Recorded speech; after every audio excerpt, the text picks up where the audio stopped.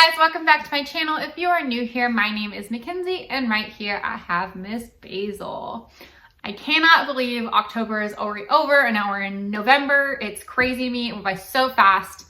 Today I'm going to go over my sales total for the month of October, and then I'm going to give you my 5 worst sales and my 5 best sales of October, and then I'm going to go over what I hope to achieve in November. So for the month of October, I was hoping to get between $3,500 to $4K. That's what I was hoping to get for the month. And I got $4,034.98. So I did it. You out of here? So super happy about that. I feel like this last week and a half has been a struggle for me. So I'm very happy that I was able to achieve this, even though I wasn't very focused, and I feel like I was gone quite a bit more than I normally am. Did little weekend getaways more than I usually do. So very pleased with that. My average sale price was about $28.32. That's the highest I've ever had. I sold 79 items on Poshmark, 12 between eBay and Mercari, and on ThredUp, I sold a total of 24 items.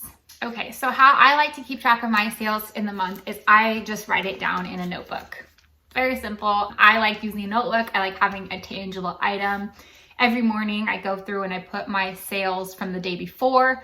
This really helps me stay accountable and keeps me on track because I can see how much more I need to make and everything like that. I have I keep track of my Poshmark, my eBay, Mercari, and then my ThredUp. I have 3 rows. And then I calculate it every week what I'm at to make sure that I'm staying on track. And then at the end of the month, I will pull my Poshmark sales report onto a spreadsheet and just double check to make sure the numbers are about the same or accurate. It really helps me just cross check and make sure that I have everything.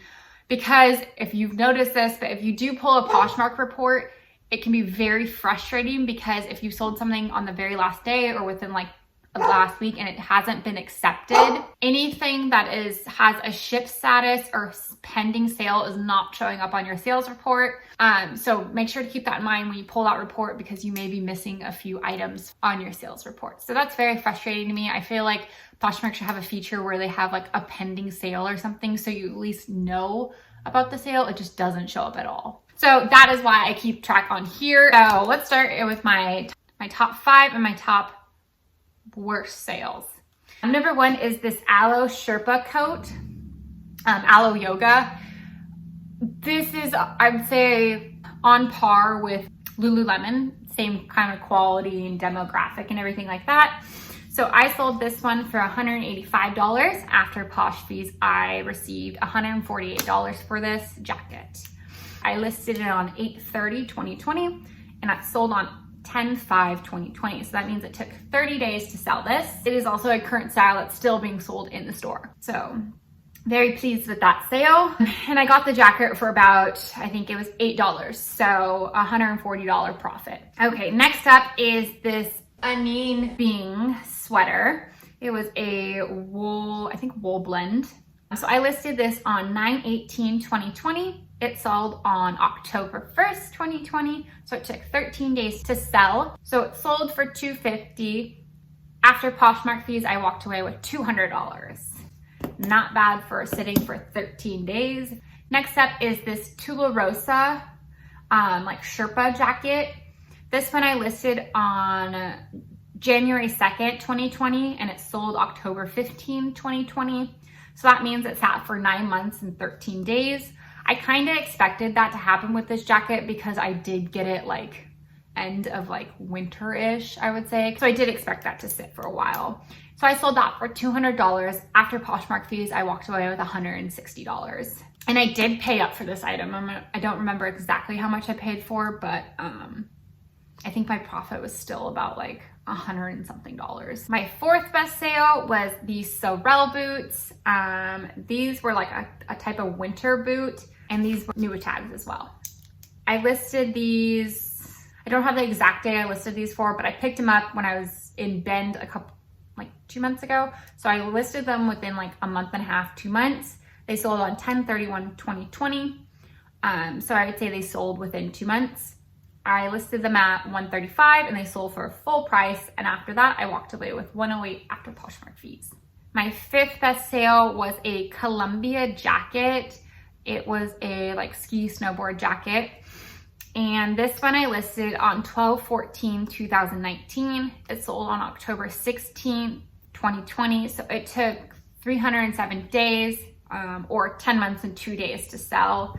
This one did take a lot longer than I would have liked for it to sell, but I'm happy that I sold it at $80. And so after Poshmark fees, I get $64. And I did pick this jacket up at the bins, so it probably cost me maybe $2, if that. So pretty good profit margins. All right, so on to my 5 worst sales. And these aren't even my worst sales. These are kind of like the best sales because I want this stuff gone. But let's get into it. So the first item I actually got for free. So it's like, it's all profit. It doesn't matter. It just took my time to post it. Basically, so this is a sorority hoodie that someone gave me. This is not the first time I've sold like a sorority frat item. They do sell. I wouldn't pick this up myself, but if you have like a daughter or yourself was in a sorority and put that stuff up, you'll get like between $5 to $10 for them. So this one I listed on 5/4/2020. It sold on 10/26/2020. I sold for $7, so after the Poshmark fees, I got $4.05. The second worst sale is this Appointment 9 sweater. I forget what brand this is. I think it's like Kohl's or Target. This was my boyfriend's sweater, so good riddance, glad to get rid of it. I listed it on 7/21/2020, sold on 10/24/2020. It sold for $8. After Poshmark fees, I walked away with $5.05.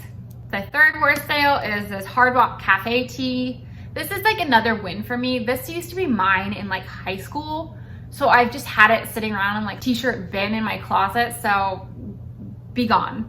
I listed it on 11/11/19 and it sold on 10/3/2020. It sold for $6. After Poshmark fees, I received $3.05. This fourth worst sale I'm so ashamed of. So this is a Grayson's thread. It was like a nighttime, it was a sleepwear shirt, but I was just selling it as a tank. I sold it for $10, but I canceled the order. I could not find this shirt, which pisses me off more than anything. I don't lose things, I misplaced them, and I couldn't find it. So finally I had to cancel the order.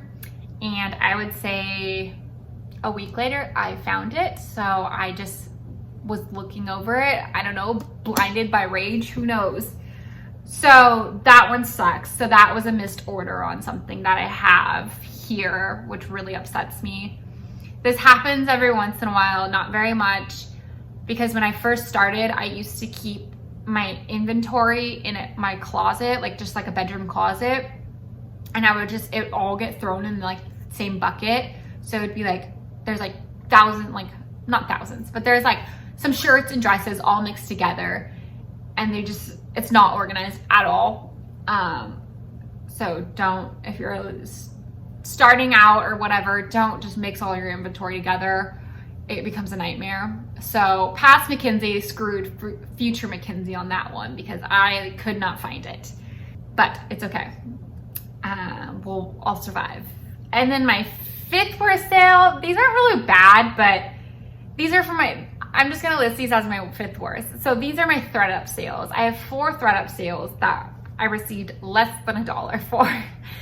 Oh, and then I should mention, all these items I got for free. So it's like, I didn't pay, I'm not losing money. I'm getting $1 at the end of the day for all these items. I didn't have to deal with it. I threw it in a box and sent it to them. So it is what it is. So I'm gonna throw these up. The first one was this Mountain Lake tee. I received 19 cents for this. So I got 19 cents for. The second one is this Croft and I think Barrow long sleeve. I got 37 cents for. Next up is the silverware shorts. These were a plus size. I got 30 cents. And And then the fourth one is this all-American comfort tee. I think this was plus size as well. And I got 30 cents for that. So I got like a whopping $1 something from ThredUp. Yeah, so not terrible sales. I've had worse. That canceled one really upsets me though. I very rarely ever cancel an item. My boyfriend's like, well, what's the big deal? And I'm like, it is a big deal because that's like a future customer that you're just canceling. Like, I would never probably order from someone that canceled an order. So it's not just that one sale you're losing or whatever. It's future sales and everything like that. That's how I look at it. Okay, so for November, I normally raise my goal, but this month I am just going to stick with 4,000. I'm going to try to get 4,000 again. Obviously, if I get more, I'll be ecstatic, but I really would just like to focus on getting 4,000. I don't know how much sourcing I'm going to be doing this month. I have a lot that at home just sitting around that I need to take care of first. But I will show you how I kind of set myself up to achieve my goals. So basically, after I set my goal, I figure out what I need to make daily and weekly to make that 4K goal or whatever goal you have. Because if you look at a big number, like 4K is intimidating, or even like if you're at 10K, that's intimidating to think that you need to make 10K. It's really more achievable and like I feel like obtainable if you break it down by day. So basically what I do is I do my month goal, which I want 4,000. And I break that into days. So I take 4,000 and I divide it by the number of days in the month. And that gives me $133.33 is what I need to make per day. And then I would break that down so I can check every week if I'm on track. So I take that and I take my daily sales number and I times it by 7. And so each week I need to make $933.33. It's also important to know your average sale price. So this is when you take your net sales and you divide it by units sold. So my average sale price was $28.32 this month, but I wanted to get the average from the last 3 months. And so that was an average of $24.82. So $24.82. So I took my monthly goal of 4,000 and I divided it by my average sale price, and that gave me 162 items. So that means I need to sell 162 items at $24.82 to make my goal of 4,000. This to me doesn't matter too much because I mean, like, it will fluctuate. I'll sell something for $200 and then I'll sell something for $10. But it does help me stay on track. And so when I get offers that I'm like, oh no, and it's like, it meets this criteria, I'm like, oh, I should probably accept that. That's how I'm going to make my goal. And so yeah, that's what I hope to get for November. And those are my sales for the month of October. Thank you so much for watching today's video. I hope you guys enjoyed it. Please give me a thumbs up and make sure to hit that subscribe button. See you later.